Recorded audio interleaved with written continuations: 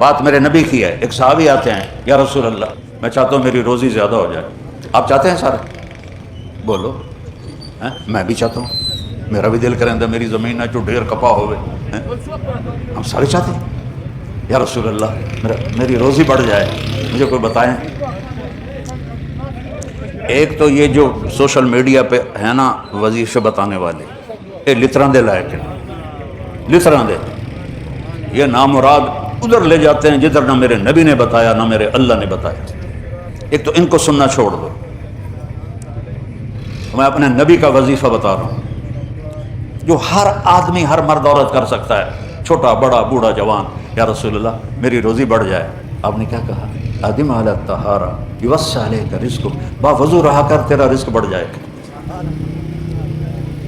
میرے نبی نے کوئی لمبی تسبیح نہیں بتائی, 1000 واری اے پڑھتے, 1000 واری اے پڑھ, ہکٹا میں چاہتے پڑھ.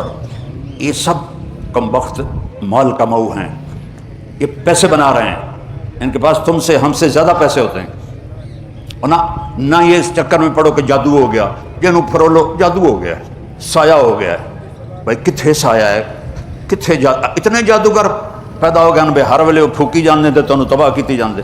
یہ سب فراڈ ہیں. یہ جو جادو ہو گیا اور جادو کے عمل کرنا پڑے گا اور ہانڈی چڑھانی پڑے گی اور پتہ نہیں کی کرنا پڑے گا, زمین میں دبانا پڑے گا, یہ سارے الودے پٹھے نے. اور تسی سارے بے وقوف ہو جڑے انہاں دے مگر لگے ہویا. میرے نبی کا وظیفہ سنو, ادم علی الطہارہ یوسع علیک رزق, تو باوضو رہ تیرا رزق بڑھ جائے گا. ایک وظیفہ اور بتاتا ہوں. میرے نبی نے فرمایا, یہ آپ نے خود فرمایا, یہ باوضو رہنے کا پوچھنے پہ. ایک صحابی نے پوچھا کہ میں چاہتا ہوں میرا رزق بڑھ جائے, تو آپ نے فرمایا باوضو رہا کر رزق بڑھ جائے گا.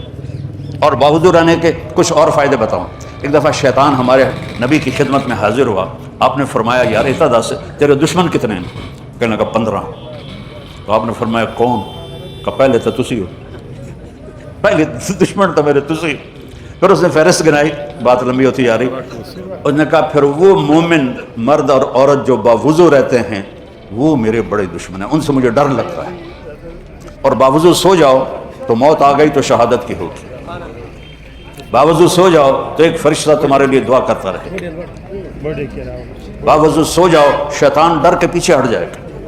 اور ایک بتا رہا ہوں جو میرے نبی نے خود بتایا پوچھنے کے بغیر, جو یہ چاہے اس کی عمر لمبی ہو اور اس کا رزق زیادہ ہو تو وہ اپنے ماں باپ کی خدمت کرے. تمہاری تو جابیں ہیں نا, تم کہاں ماں کو پوچھ سکتے ہو, جاب ہے. میرے نبی نے کہا اپنے ماں باپ کو خوش کرے اور اپنے رشتہ داروں پہ خرچ کرے اور ان سے اچھا سلوک کرے. اللہ اس کی عمر بھی بڑھائے گا, اس کا رزق بھی بڑھائے گا. اور ماں باپ کی دعائیں وہاں پہنچا دیتی ہیں اللہ کی قسم جہاں کوئی نہیں پہنچ سکتا. میں نے اس زمانے میں میڈیکل چھوڑا جب ڈاکٹر ایک بہت بڑی تصویر تھی, چونکہ وہ ڈاکٹر تھے, بیوپاری نہیں تھے, سوداگر نہیں تھے, ادھومی لے لو ادھومی لے لو ادھومی لے لو, ڈاکٹر تھے. اور مولوی ایک کیڑا تھا, کیڑا گندگی کا کیڑا. اور میں ایک ذمہ دار خاندانی جس میں تکبر کی انتہا, انسان کو انسان نہیں سمجھتے تھے ہمارے بڑے. اللہ نے میرا کانٹا بدلا, میرا ہاتھ پکڑا, آج میں آپ کے سامنے کھڑا ہوں. یہ اس کی مہربانی ہے, اس کا کرم ہے, اس کا فضل ہے, اس کا احسان. تو میں کالج لائف تک بہت روڈ تھا, نہ ماں کی پرواہ تھی نہ باپ کی پرواہ تھی. تو میرے ماں باپ کو مجھ سے بہت گلہ رہتا تھا. تو میں لاہور میں پڑھتا تھا تو میں خط اس وقت لکھتا تھا جب پیسے مک جاندے ہیں. تو ایک دفعہ میرے باپ نے مجھے خط لکھا, بیٹا جب پیسے ختم ہوتے ہیں تو خط لکھتے ہو, کبھی ایویں بھی خط لکھ دیتا کر بھائی تیرا کی حال ہے. پتہ ہی نہیں تھا ماں کسے کہتے ہیں باپ کسے کہتے ہیں. تو نبی کی زندگی پڑھی تو پتہ چلا, آپ اندازہ لگائیں. بیٹا بہ جا بہ جا.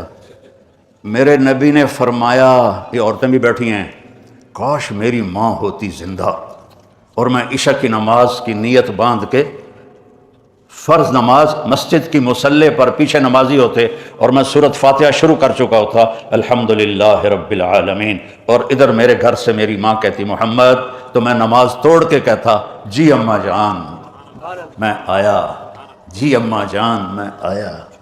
یہ ماں کا مرتبہ بتایا. یہاں تو صرف پونڈ کو دنیا جانتی ہے.